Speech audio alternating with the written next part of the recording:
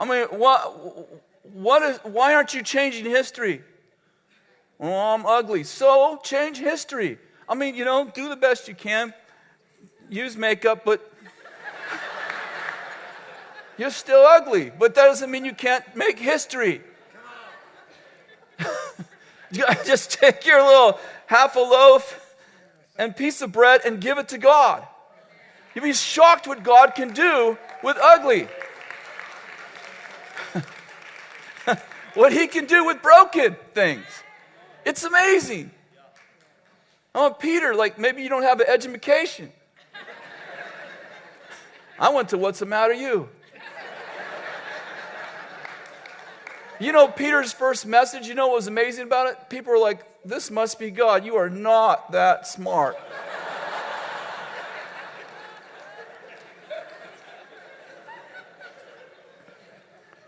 In Acts 2:17, says, in the last days I'll pour my spirit upon all flesh. Your sons and daughters shall prophesy. Your old men will dream dreams. Dream dreams. Your old men will dream dreams. I don't think he's just talking about old men are having dreams. I mean, they go to sleep when I think he's talking about when God pours out his spirit, even old men start to dream. Even old men start to believe that they can make a difference. They lose that cynical thing. They lose that, oh, watch out. Here's 48 reasons that you shouldn't do that.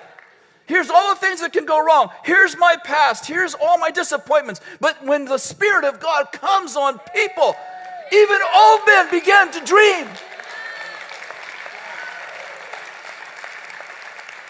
I mean, Colonel Sanders founded Kentucky Fried Chicken. He was 65. Some of you are like, we're too old. No, you need to just get refired. Not retired. I love this one. At 73 years old, the oldest president in U.S. history, President Ronald Reagan, was in a debate with Senator Mondale for his second presidential term and was asked if age was an issue in his ability to perform his duties as president. He responded that, I will not make age an issue of this campaign. I'm not going to exploit for political purposes my opponent's youth and inexperience.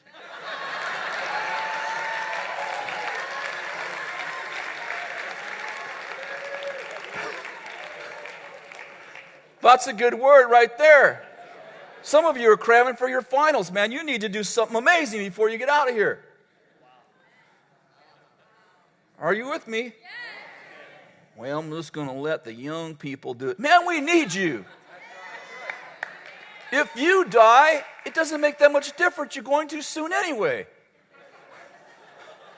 That was a joke. You didn't get that, but I didn't mean it that way. I'm getting there close. Sorry, if I offended you, I was joking. If I didn't offend you, that's what I meant.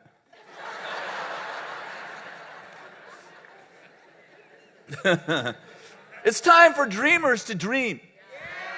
It's time for everybody to say, I have a place. It doesn't matter that I'm too small, I'm too dumb, I'm too ugly, I'm too whatever. I love the story of Gideon, don't you? I love it because I relate to it. And the Midianites are oppressing the Israelites because they've sinned. And they cry out to God, and God sends them the prophet. And I love this part. It's in Judges 6. God sends them the prophet. You need to go back and read that story. The prophet does not tell them about their future. He tells them about their past.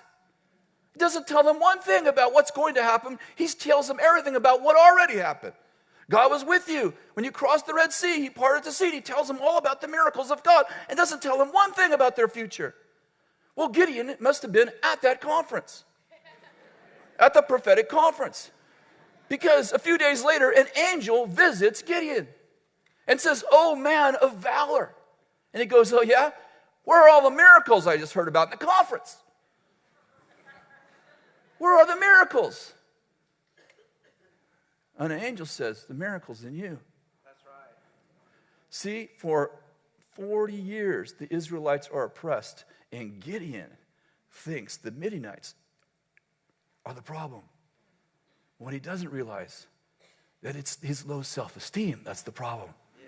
Because as soon as he figures out who he is, You remember this? It's the weirdest battle in history. Remember this? God goes, all right, now I want you, Gideon, you're a big guy. You're a man of valor. That's who you are there. You're a man of valor. So I want you to gather up the Israelite army. So he gathers all these guys, thousands of them. He goes, Gideon's, he's getting a little confident. God goes, all right, now what I want you to do is tell all the scared ones to go home. Remember that? If you're fearful, go home. God, hold on. And most of the army leaves. There's a few left, a few thousand left. And God says, okay, now what I want you to do is, there's still too many. Have them go down and drink. If they drink like a dog, they can stay. I'm sure Gideon's all, drink like a dog. 300 of them are left. 300 of them. I'm glad God doesn't turn to the 300 and go, now if you're scared, go home. Because there'd be nobody left, right? And then God goes, okay, now here's the plan. We're going to get some trumpets, and we're going to get some jars, and we're going to put candles in there. It's like, I'm sure about this point, Gideon's like, is there anyone else up there? And what you're going to do is you're going to get on top of a mountain, and you're going to blow the trumpet, and you're going to break these jars for the Lord and for Gideon. Going to make sure the enemy knows who started all this. For the Lord and for Gideon. So one time you don't want to be famous. And the enemy destroys himself. And what my point is this, is that none of that would have happened until Gideon knows who he is. We're so concerned about who we're not. And I just want to encourage you, like I already have. You may be dumb, but you can still change history. It doesn't matter what you don't have. God wants you. If you have a burden for something, God put it there. Maybe you're the next Rosa Parks. Maybe you're the next Abraham Lincoln. Maybe you're the next Dr. Martin Luther King. Who knows? Maybe you're the next Tim Tebow. Everyone's like, you're not a very good quarterback, but you're changing history. I think...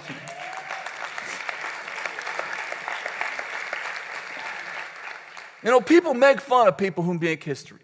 You always have to fight your brothers before you fight the giant. You notice that? Joseph, right? He has this dream. He's going to be great. Where does he end up? His brothers throw him in a pit. David is going to fight Goliath. Remember this?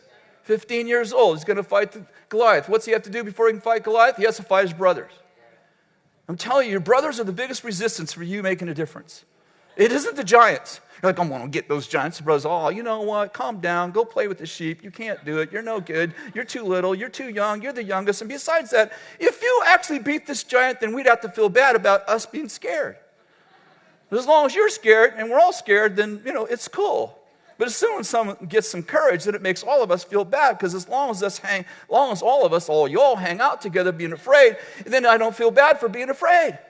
Because everybody's afraid. But if one person has courage, and suddenly it makes me feel like I'm doing something wrong. So I don't want you to beat a giant that I'm afraid of. I just want to complain about it.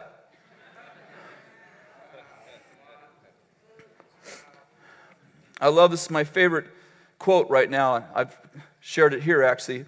It's from Eric Hoffer, and he said this: in times of change, learners inherit the earth, while the learned find themselves beautifully prepared for a world that no longer exists. A man without a vision is a man without a future.